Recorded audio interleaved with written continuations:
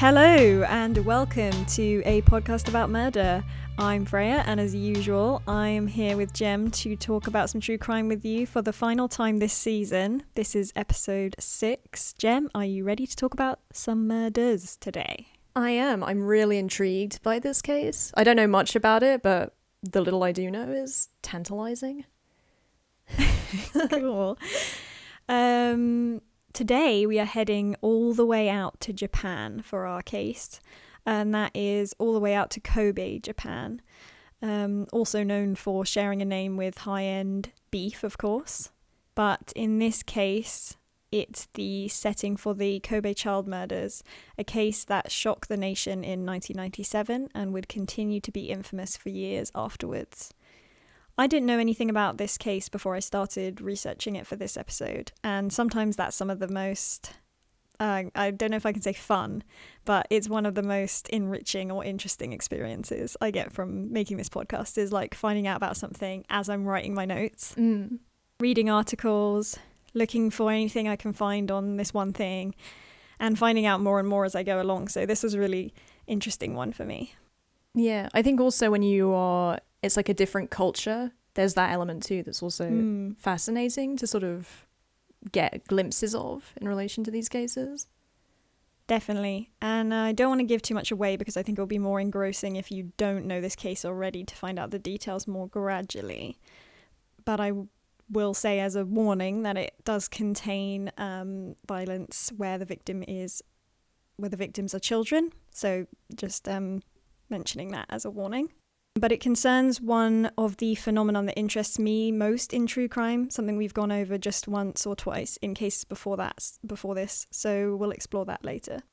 We'll start the story in 1995, the year of my birth, when an earthquake known as I didn't cause it, but your mum giving birth caused an earthquake.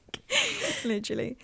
Known as the Great Hanshin earthquake or Kobe earthquake, ripped through the south of the Hyogo prefecture, Japan, including the prefecture's largest city, Kobe.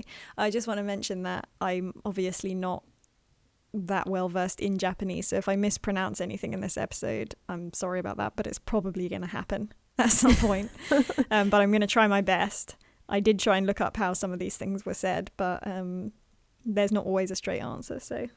The earthquake measured 7.3 on the Richter scale, which is a pretty heavy-duty earthquake. The scale goes from 1 to 9, so 7.3 is...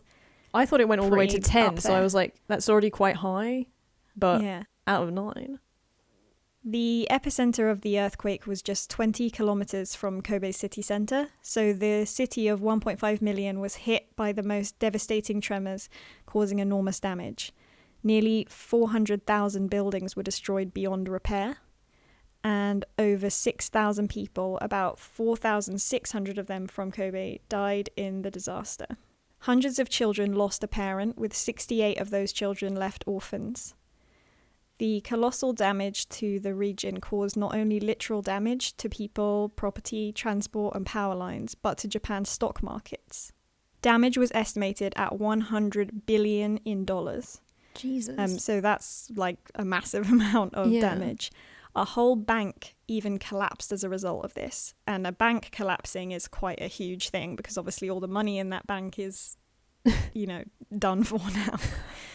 The earthquake was no joke, as you can probably gather.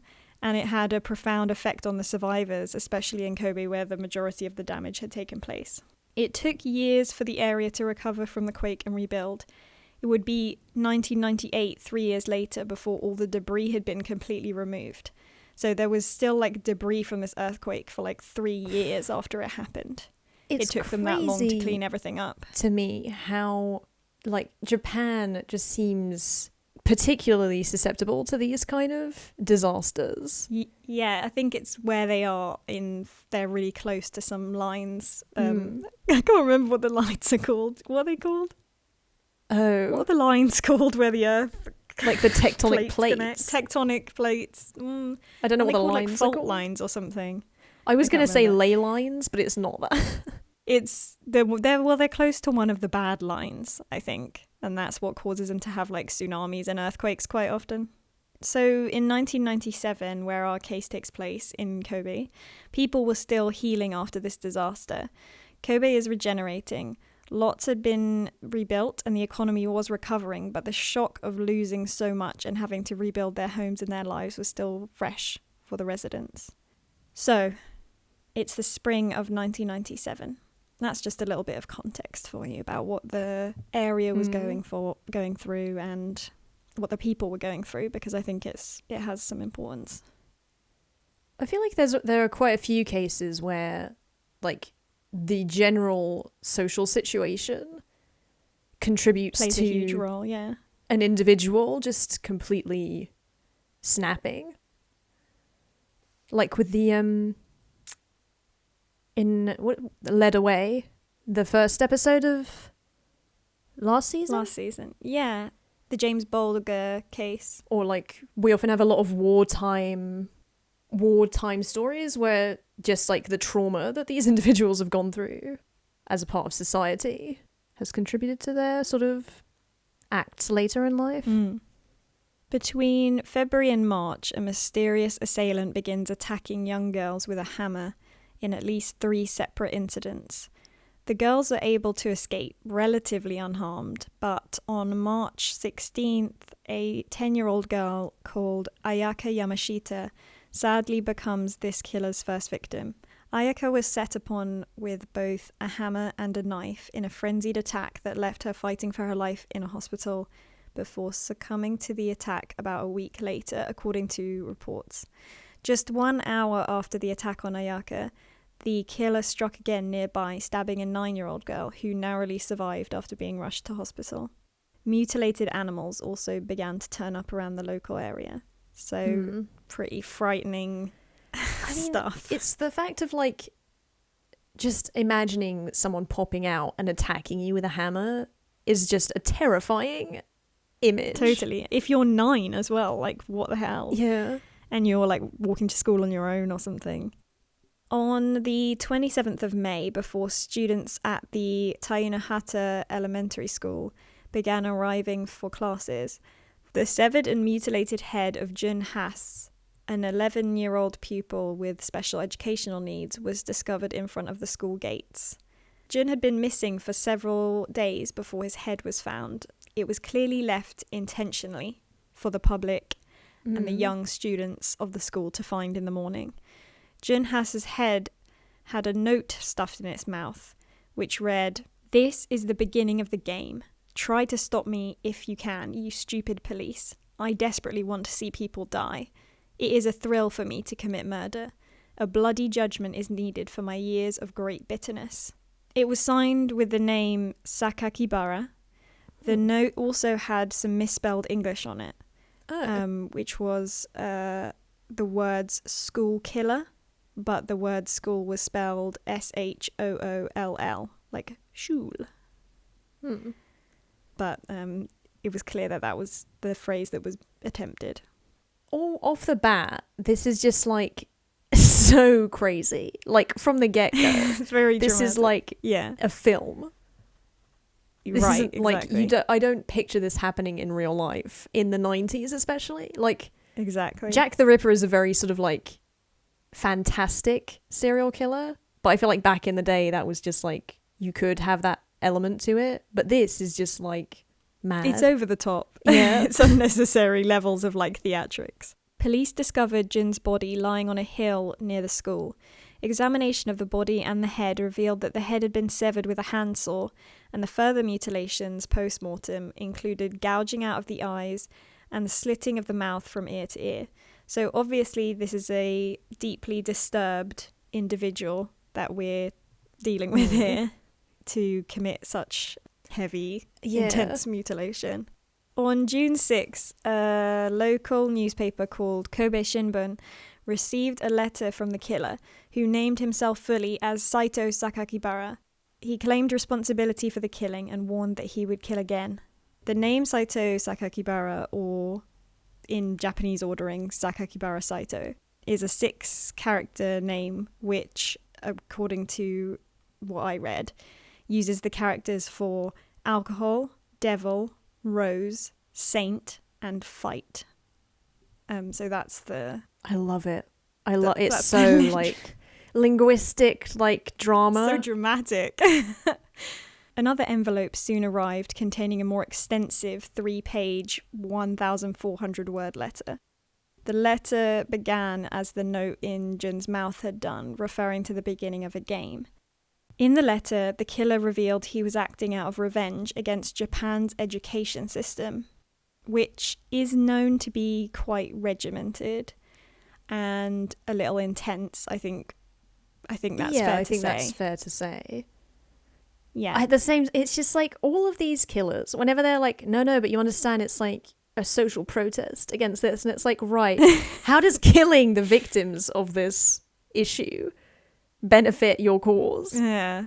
He also claimed that he had been bullied and so on. A short excerpt reads as follows. This is the translation. I am putting my life at stake for the sake of this game. If I'm caught, I'll probably be hanged. Police should be angrier and more tenacious in pursuing me. It's only when I kill that I am liberated from the constant hatred that I suffer, and that I am able to attain peace. It is only when I give pain to people that I can ease my own pain. So I guess you would say this is a very, like, a person that's suffering a lot, but also it's very, like, he's obviously very self-absorbed. Like, everything's about him, how he's feeling. I'm only doing this because I'm hurting so much. It's very dramatic. Yeah. And over the top. It's like clearly someone seeking attention. Yeah. As opposed to, like, it seems silly to say, but it's like, as opposed to a killer who is trying to hide their crimes. This is someone whose crimes are literally just like, look at me, I'm doing this. Yeah. He's got a lot of time on his hands, it seems, to be penning these letters and doing all the things he's doing. The letter was also an explicit threat that more killings were planned. And it taunted the police. The handwriting and writing style of the letters to the Kobe Shimbun newspaper matched the note in Junhas's mouth, and additionally contained information about the crime that hadn't been made public. So that's how the police knew that this wasn't a hoax, that this was a real, this was definitely the killer of Jun. The police found themselves reminded a little bit of the Zodiac killer, who was also a prolific letter and note writing killer from the 1960s San Francisco area. He also referred to killing as a game in his letters, the Zodiac, and he enjoyed taunting police and press with threats and cryptic remarks and codes and all things like that. So the Japanese police were reminded of that situation. The public were obviously quite panicked by the news that a killer like this was on the loose and threatening to kill more people, including children. Is Japan... Because, like, we did Iceland at the beginning of this series, and they were like, we never have murder here. Is Japan in that sort of mindset as well? Yeah, it's kind of like this was one of those things where they felt like society's breaking down and, like, they don't, like, they're not, you know, it's a big turning point in how they're seeing their culture and themselves. In the media frenzy, the killer was given the misreported name Onibara, meaning Demon's Rose. I guess because Devil and Rose were part of the characters in the name he gave. This apparently infuriated Sakakibara, who wrote another letter to the station who had misreported his name. In this letter, he wrote, "From now on, if you misread my name or spoil my mood, I will kill 3 vegetables a week. If you think I can only kill children, you are greatly mistaken." Vegetables meaning a disparaging way of referring to disabled people. The killer insisted that he was invisible, had no nationality, and that Sakakibara Saito was not a nickname or a code, but was his actual name. Although, you know, this seemed very unlikely to the police. He again encouraged police to pursue him with more determination and to take him more seriously. So it's the sort of attention again. Yeah. It's just like, everything about, like, I'm already annoyed by this guy. Yeah. The fact that he's so like, no, well, I chose my own, like, cool name, actually. And if you don't refer to me by my cool name, which is my real name, then I'm going to keep killing people. And it's like, I'm sure you were going to do that anyway. Just, like, calm down, edgelord. It's very immature. So, like, bearing that in mind is quite important. The crime shocked not only Kobe, but the entire nation of Japan, as frightened parents stopped letting their children walk alone to school, and Kobe locals organised neighbourhood watches. Police set to work tracking down the killer. Over 500 investigators worked the case. They had connected the previous attacks on schoolgirl Ayaka Yamashita and others, and they worked on the basis that they were looking for a serial killer. So in a technical sense, it being 2 victims now, this is a serial killing case. Is it? I thought it was 3. Yeah, I think it's 2 or more. With a decent gap between them. Actually, that said, the gap between these 2 might not be large enough, so it might still be spree. Because, like, we talked about Joanna Dennehy. Yeah, I was she's considered a spree killer, but many people would call her a serial killer as well. So mass murderer is 1 location, multiple victims. Spree killer is 2 or more victims, but at more than 1 location. But there is no cooling off period between the murders. Right. So whether that means that it happened the day after or the week after means that they never got out of the, like, they never cooled down. So they're still in the sort of mindset of killing. There is that idea of, like, movement, kind of, that's uninterrupted in a spree, I guess. Whereas a serial killer has to kill and then cool off and then go back to normal. And then kill again. So I think that's the difference. But so technically speaking, I think we would say that Sakakibara is on a spree.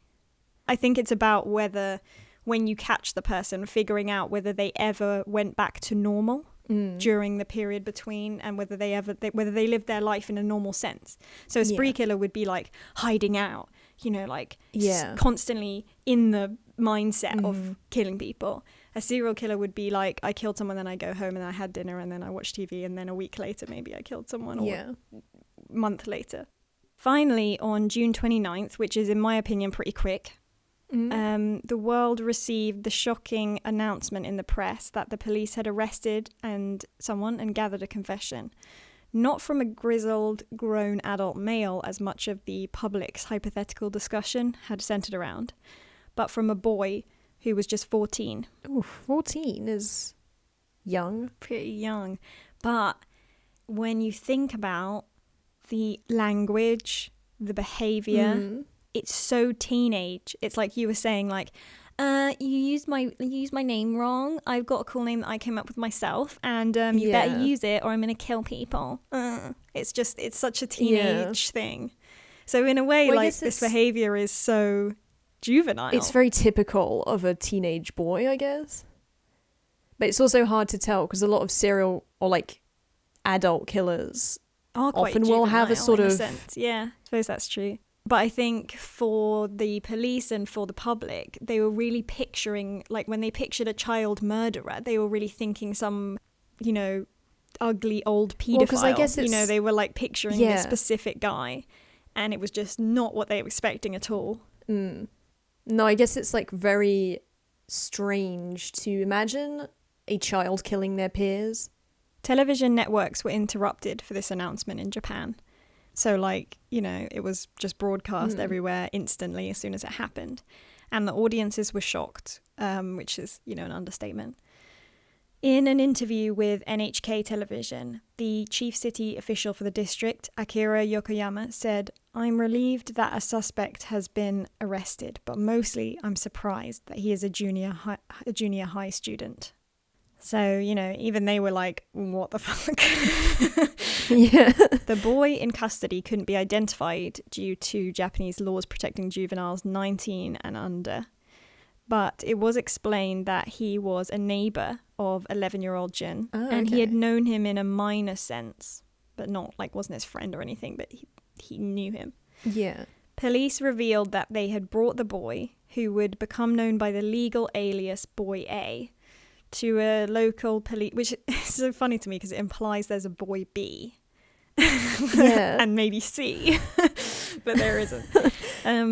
They had brought the boy to the police station to ask him some questions, where he had confessed to strangling and beheading Junhas and to washing the boy's severed head in a bath to release his soul. That's peculiar. To verify the story, the police searched the boy's home, where they found the knife he described using in the crime.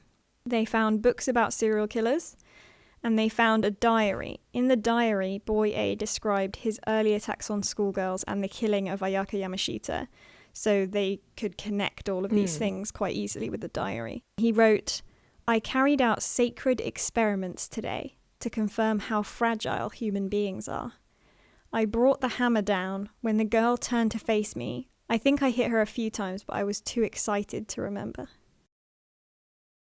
So It's like now we're adding this weird spiritual element. yeah. It's just like everything you can think of. The following week, an entry reads, "This morning my mum told me, poor girl, the girl attacked seems to have died."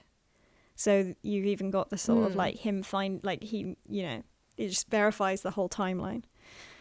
"There is no sign of me being caught," he wrote. It's crazy to me that he has a mum.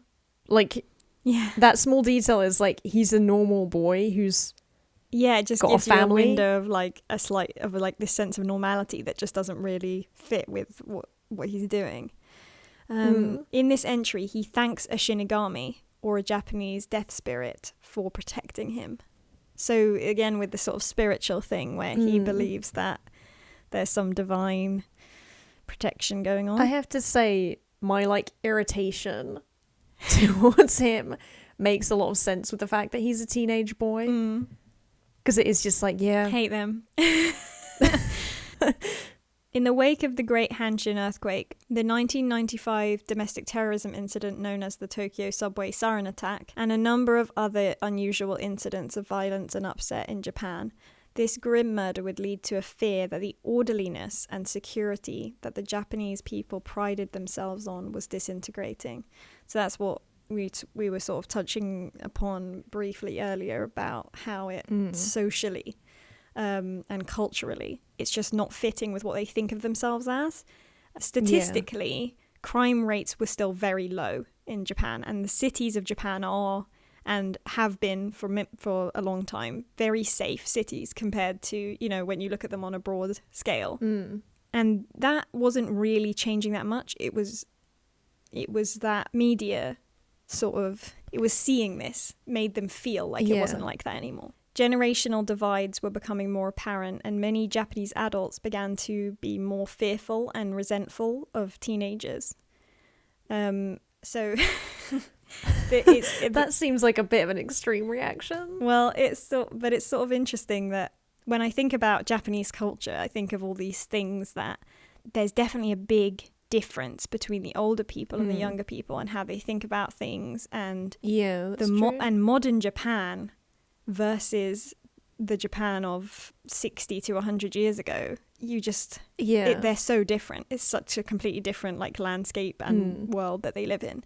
So you can see how there would be a huge lack of ability to relate between those generations. I guess because it seems to happen very suddenly in Japan, and it's very extreme, the different how society changes.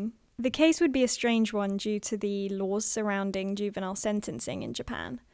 Much like the British case we spoke about last season, the James Bulger killings, which we also just mentioned again earlier, it was generally accepted that a juvenile criminal would be rehabilitated and then released as an adult. That's the vibe in Japan and the vibe in Britain at the time. Murders, much less serial killings by children, were such a rare occurrence that this didn't really factor into the system. And that's similar in the James Wolger case, where it's like, we have not had any preparation for something like this to ever happen. Yeah. It's just never even been imagined. So it isn't factored into any of the rules. So it was not legally possible for a person under 16 to be held criminally responsible for their actions in both of these cases. In light of what had happened, though, In 2000, Japan actually lowered their age of criminal responsibility to 14 from 16 to the exact age that that boy A was. But in a way, I would say 14 is a sort of... I mean, I don't think you should consider them an adult by any means. But I do think that's around the age you could sort of move out of childhood-ish. I don't think it's bad to hold a 14-year-old criminally responsible, but how responsible you hold them should be very different to how you hold a 34-year-old responsible. No, you know? definitely. Like, they're very different situations, but definitely holding them responsible, I think, a teenager is, I think, fair. But looking at it in a different way, a totally different way, I think. Following his trial and conviction, boy A began psychiatric treatment. In 2002, he again admitted the crimes to his mother when she visited him in prison. In 2004, 7 years after the murders, at age 21, he was released provisionally, and a full release was granted for January 1st, 2005. His location and name were a closely guarded secret, but this wouldn't last forever. In fact, rumours of his true identity had been circulated on the internet from the day of his arrest, due to the police remarking that he'd been a neighbour of Jun. So it was fairly easy to figure out, like, that he could have been one of only a small group of people. In 2015, boy A, or Saito Sakakibara, was named as Shinichiro Azuma. He was named in defiance of the law protecting his identity by the Shukan Post magazine. I hope I'm actually allowed to say that. And, like, the Japanese FBI aren't going to turn up at my doorstep like, you said it. You can't say it. But I think because it's now technically public information, I think. Yeah. I didn't leak it first. So, and, No, and exactly. if anyone looks this up, you will find Yeah. the name if you look it up, what his real name is. I think you're safe from the Japanese. But also then, boy A could be for his name. Ah, Azuma. Yeah. Yeah. Ah, you're a genius. But then that wouldn't be a very smart move. No, but I guess A is quite a common letter to have in your name, I guess. Yeah. I don't know. Even his general location was revealed as Saitama Prefecture, north of Tokyo, as well as his job, which was as a welder. The Shukan Post claimed this information was a matter of public concern, and I kind of see where they're coming from in that aspect, but also probably shouldn't have done that anyway. I mean, he was 32, so unless he's got really good at it, there are no severed heads turning up in the local area, so... No, but also, like, it's like a weird media thing where it's like, no, we're doing it for the good of the public, and, like, it's a totally noble cause. And actually, it's just like, no, what you've done is potentially triggered this vulnerable individual into, like, killing again. Yeah. by putting all this, like... And also, it's definitely to sell papers. Yeah. In fact, after his original release in 2004, Shinichiro Azuma had written to the parents of both of his murder victims, apologising for what happened. Ayaka's mother was somewhat accepting, saying that she would consider the apology, which I think is about as gracious as you can be if your child's been murdered. Yeah, I mean... To say you'd consider it is pretty open and warm. I don't know that I would be that warm. I guess the only reason it's not a flat out fuck you is that this is also, like, a child, a teenager, but yeah. But it would be not like hard an adult. it would be hard to feel that way. You know, when something... Yeah, I don't think I'd be able to ever forgive anyone for killing my child. But I think there is a sense of, like, this individual is trying to make amends, and the only thing, like, the best possible response you could give to that, taking into consideration his state, is to be like, I'll consider it. And not just totally write him off, but good on her. That's like a... Yeah. However... In 2015, the same year that his identity was revealed in the press, the Kobe child killer published an autobiography which burned any bridges he had made with the parents of his victims, unfortunately. Oh, God. Despite attempts to block the publication by the families of the victims, the book Zeka, translated as A Song of Desperation, topped bestseller lists and earned Shinichiro Azuma 10 million yen, which is about £73,500. That's still a decent... Which is a decent payday, Yeah. I think. Allowing him the opportunity to essentially profit from his crimes. Yeah. The publishers absolved themselves of responsibility, saying the book would be of public benefit. So we're back at this kind of public benefit thing. Like, this is such a flimsy excuse. So it's bad. like, no, it's for the public. Like, I feel like that's also so vague to begin with. Anything can be for the public benefit if you frame it in the right way. Yeah. It's just passing the buck. In the book, Shinichiro reflected on the murders in detail and wrote of his guilt and regret over them, as well as his early life and the lead up to his violent spree. Although Shinichiro seemed to say that he regretted the crimes, many doubted this due to the way he recounted them, such as saying of Junhas's head, "Let me confess something. I thought the sight was a beauty. I felt like I was born just to see the ethereal beauty of what was in front of my eyes. I thought I could die."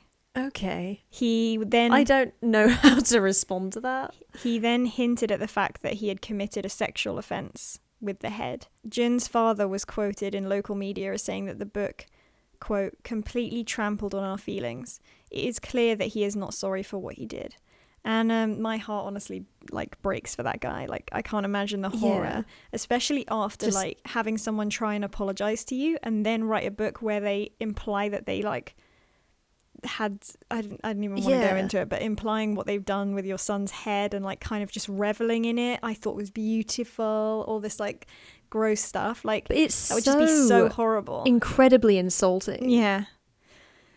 Between the autobiography and the diary police discovered in his home, we can learn a bit more about the childhood of Shinichiro Azuma, or Saito Sakakibara, Boy A, the Kobe child killer, all these names. He began carrying weapons while he was still in elementary school. Writing in his diary, "I can ease my irritation when I'm holding a survival knife or spinning scissors like a pistol." So he's already really... It's not funny, but it is the fact that it's written from a child's perspective. It's spinning scissors like a pistol. Yeah. It's very bizarre. This, what he calls irritation, soon evolved into animal cruelty, typical of serial killers in youth. These were acts of extreme cruelty. I should preface that with a warning, I suppose, for animal cruelty. And these ranged from decapitating pigeons, riding over frogs with his bicycle, mutilating cats, and other things like that. Social workers warned Shinichiro's mother that her son was exhibiting disturbing behaviour and was mentally unstable. Unfortunately, that didn't lead to anything, that warning. And also, she continued to pile pressure on him academically, which arguably exacerbated his descent into a place that he couldn't come back from. Yeah. I think it's just also, if you've gone to the trouble of warning a parent about a child's behaviour, and then you just don't follow up, you may as well check up on that child at some point. Yeah. Not just be well, it's in your hands now. And it's well, clearly this person wasn't aware or doesn't care. And also can't handle it. If it's getting worse, she needs help to deal with this. Yeah. So yeah, someone dropped the ball there for sure. Shinichiro described himself as an incorrigible sexual deviant as a teenager. According to those he knew, he was adept at making friends, but was considered odd. He bragged that he collected the tongues and eyeballs of cats. In his autobiography, he wrote, "When I advanced to junior high school, I had already become bored of killing cats. I gradually found myself fantasizing about how it would feel to murder human beings like me." The way that he says, "like me," I think is really interesting. Because then it brings in an element of self-hate that I think is interesting. Yeah, there's a lot to unpack here. But there is an element of he's basically trying to understand himself, I feel like. Yeah. Finally, this building urge led to the attacks on schoolgirls, and it culminated in the murders of Ayaka Yamashita and Junhas. In probably the most bizarre aspect of this of his later sort of fame grab of 2015, shall we call it. The killer created a website about himself. Oh I can't really believe this. Included a biography with his height, weight, and details of his mental state.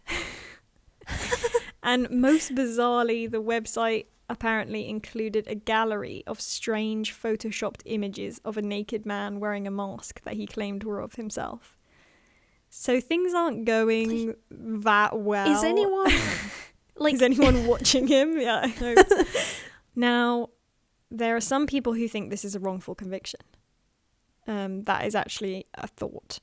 But I don't really understand that, because this, to me, doesn't seem like a false confession. He doesn't seem to have a problem admitting to this multiple times. He doesn't just admit it when he's in custody. He admits it several times after that. He writes an autobiography. He's got a diary where he's written about it. It's not that he's only made this confession in police custody. The reasons they give for this being a wrongful conviction, I don't really buy any of them, but here they are. Police investigators said that one of the murders was made by a left-handed person. Boy A is right-handed. So, I mean, yeah, that's something, but I don't think it's an exact science when you're talking about handedness. He could have used his left hand. There are so many reasons why he could have used his left hand. They also could have been wrong in their assumption that it was a left-handed attack. Boy A had bad grades, and yet his confession was complex and contained many elaborate figures of speech and similes. My answer to that is grades don't always correlate with intelligence. No, definitely not. Like, academic success isn't a sign of intelligence. I think many would say that it isn't always an exact match, especially for a troubled child or a child with behavioural issues, that they might be a lot smarter than they appear when they sit down in school and do a test. Yeah. But they have behavioural issues. But this is another incident of the obsession with formalised education getting in the way a bit here. And I don't think that's just a problem with Japan, but they definitely have this issue. Yeah. But I feel like this, I don't know what you'd even call it, like this sort of proof that he was wrongfully convicted, seems very of that culture in any case, because it's like, no, we so fundamentally believe that this system is like a way of testing one's character and is like a definitive proof of like someone's intelligence. Therefore, it just doesn't match up. Yeah. And it doesn't make any sense. And it's like, no, you have to understand that like there are different contexts in which like a person's ability to express themselves, I think especially in like writing, that can be totally different and biased in an academic setting. And finally, the reason they give that I think is most telling. They said Boy A's confession contained many absurd statements and claims of things that would be impossible for a 14-year-old to do. And yes, we're all going to struggle with something like this happening because it's unusual and it's disturbing for a child to do something like this. But it's not impossible.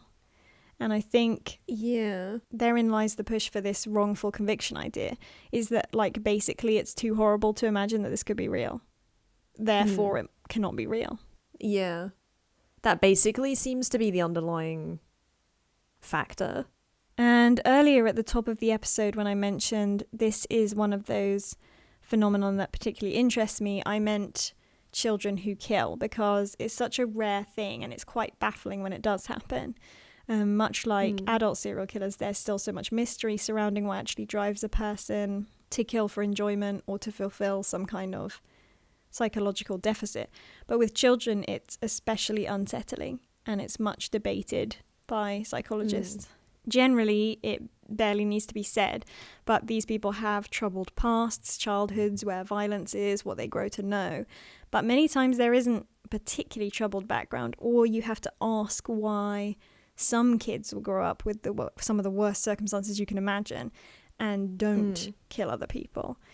One interesting thing that I came across during research was a paper called "The Killing of Children by Children as a Symptom of National Crisis: Reactions in Britain and Japan." This was a research paper that drew parallels between the 1997 Kobe child murders and the 1993 murder of James Bulger that we covered in our first episode of last season. The paper describes how the public in both countries, respectively, reacted to the crimes, and it puts forward that these extreme cases are possibly symptomatic of major social issues. It also points out the ways both crimes challenged the justice system's approach to juvenile crime and rehabilitation. I think there are a lot of parallels between those two cases when you look at them in a cultural context as well. Psychologists say that in some cases there are no signs at all that a child will commit a crime like this or go on to commit a crime like this in adulthood, but more often there are signs, but they're going unnoticed by people in the person or the child's life. And in this case, there were definitely signs. There were signs everywhere. It was all over the shop. It wasn't like, oh shit, I can't believe this has happened. It was like, if you were literally watching this kid for like one day, you would have seen that some serious fucking shit was going down. Well, it's like, I don't feel like he's trying to hide it. He's like just mutilating animals and like openly talking about collecting tongues and shit like that. Like this is like carrying knives on him. Weapons. Yeah, this isn't like normal behavior that you would be like, oh, I had no idea. You know, this is crazy. So he seemed like such a normal boy. Right. But it just seems like there was no one paying attention. There was no one there to see them. Like the mum probably didn't want to see those things, just wanted to ignore them. And as a result, there's no opportunity for intervention to prevent these other children from dying and to prevent this child from going down this path. Because in a sense, you know, he's a victim of not being helped and not being stopped. And it's also so, like we were saying earlier, that it's very obviously like he wants attention. Yeah. And I feel like if someone had just given him some attention as a child, totally, then this could have been prevented. All of the behaviour from the start is actually about getting attention. If it wasn't, he would have hidden these things better, but it's just people didn't want to see the reality. Whether he could be stopped is another question, but there was no opportunity to try. And that's obviously the saddest thing, I think. But it's like, what's his mum doing at this point? Where is anyone? Like, where are all these people? But then, I don't know, I get the sense that maybe she's a single mum? I was just going to say that. I was just going to say, like, his dad is never mentioned. Only his mum. So that makes me feel like maybe she's working a lot. She has to support a child. She's maybe putting a lot of pressure on him, but maybe not thinking about the fact that she is, because she's got a lot of stuff on her mind. Yeah. And also maybe it's like you need to do well in school so that you can like provide for yourself and go out in the world. So that's it for the case of the Kobe child murders. And that's our last episode of this season. So definitely hope that you enjoyed the season. I enjoyed the season. I think it's been a fun season. It's been nice doing these again. Yeah. Thank you for listening to the season and to a podcast about murder in general. Don't forget to follow us on social media. Instagram at A Podcast About Murder, Twitter at About Murder, Facebook at A Podcast About Murder with no E, and on YouTube you can search channels for A Podcast About Murder. Sadly, I've written, we look forward to having you with us again same time next week.